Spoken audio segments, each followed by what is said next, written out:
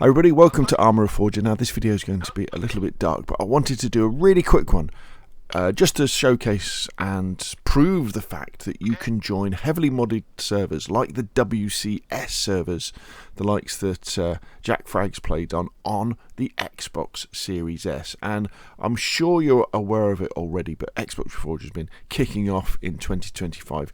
They've really improved the game massively over the last 2 years, and with the addition of PlayStation players coming in, because we do have cross-play between consoles and PC, everything's come together to create a really fun, immersive experience. Now, the vanilla game is set in the 1980s, but what W.S. does, and lots of other servers do, is they take us into the modern era. So when you spawn in Conflict, you can spawn in, you know, with night vision goggles, an M4 suppressed stuff.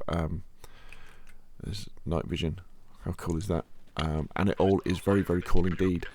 So what I did, I got up early this morning because the WCS servers always have big queues, but in the morning there wasn't much of a big one. So I fired up. I fired up WCS, waited a little bit with a cup of coffee, and I've got into their WCS Realism Everon server. I think it's called New Everon actually. Now, the thing I would say is that some of these mods are really big. The status quo mod is like, I think it's 6 or 7 gigabytes, so that does take a long time to download. And the way it works, there's a helicopter. That's the ordinary Huey. Look at that. The way it works is when you go to join the server, your Xbox will start to automatically download the mods required, as long as you can get into the queue. If the queue is more than 50, it won't try and download those anyway. So one of the things you can do is, maybe not even when you're going to be playing, but just go to the server browser, go to join the server.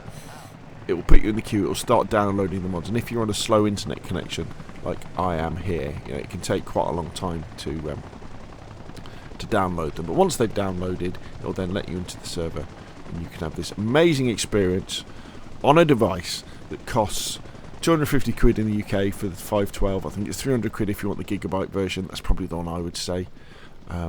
So you've got plenty of space for other games and things. I think it's about $300 in America, and obviously you'd have to check for in different parts of the world what it was. But Arma Reforger is very, very special at the moment. And if you've watched footage of Jack Frags and that lot, and you're thinking, oh, I really want to have a piece of this, but